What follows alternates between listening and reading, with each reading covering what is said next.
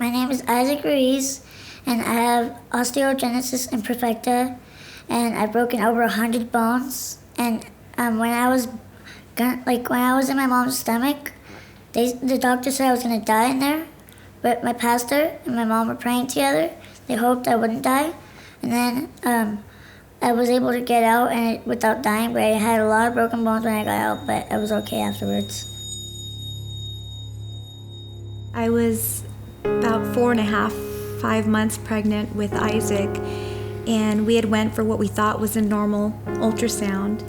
And I remember the technician's face. Something didn't seem right. So we went into the doctor's office, and they told us that he had 6 fingers, he had 6 toes, that his lungs weren't going to be strong enough to breathe, and he would die on conception. And they asked if we wanted to terminate.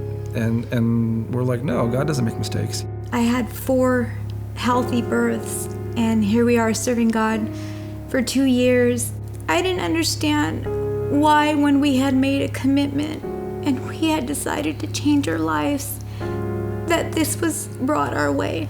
I couldn't comprehend. I felt angry, I felt hurt, I felt confused. And I just remember walking out of there. I can remember it so clear, walking to the car. And immediately I called our pastor.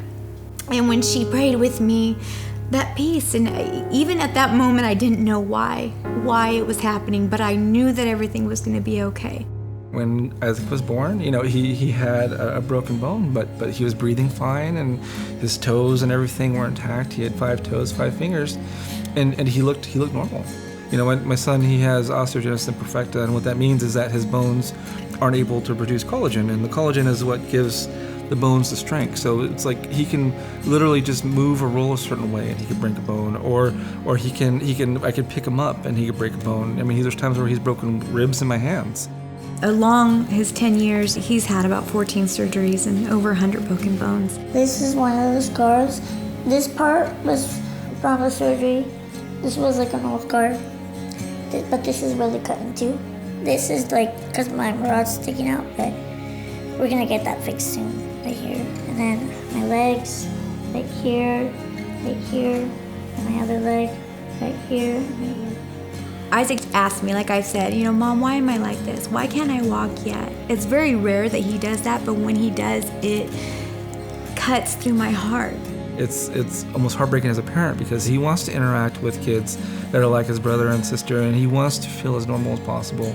And whenever he feels like he can't be like that, it makes him come to the realization that, hey, is there something wrong with me? It's hard to contend with that, but we know we know that God has a plan for you. We know you're destined for something great and for something that's bigger than what we could ever dream. The doctors said he wouldn't even be born, that he wouldn't live once he was born. They said he would never walk.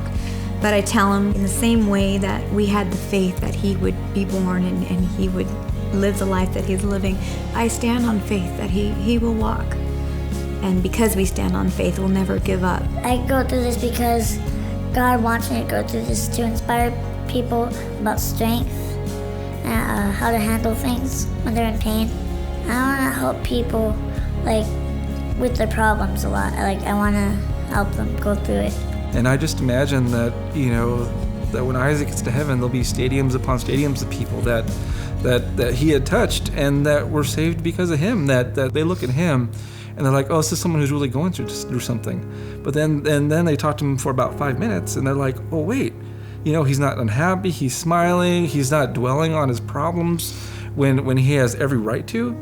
And the fact that they can see something different inside of him that they wouldn't get from someone else, that he can reach so many more people and do so many more things than I could ever do for God. And so that's what I focus on.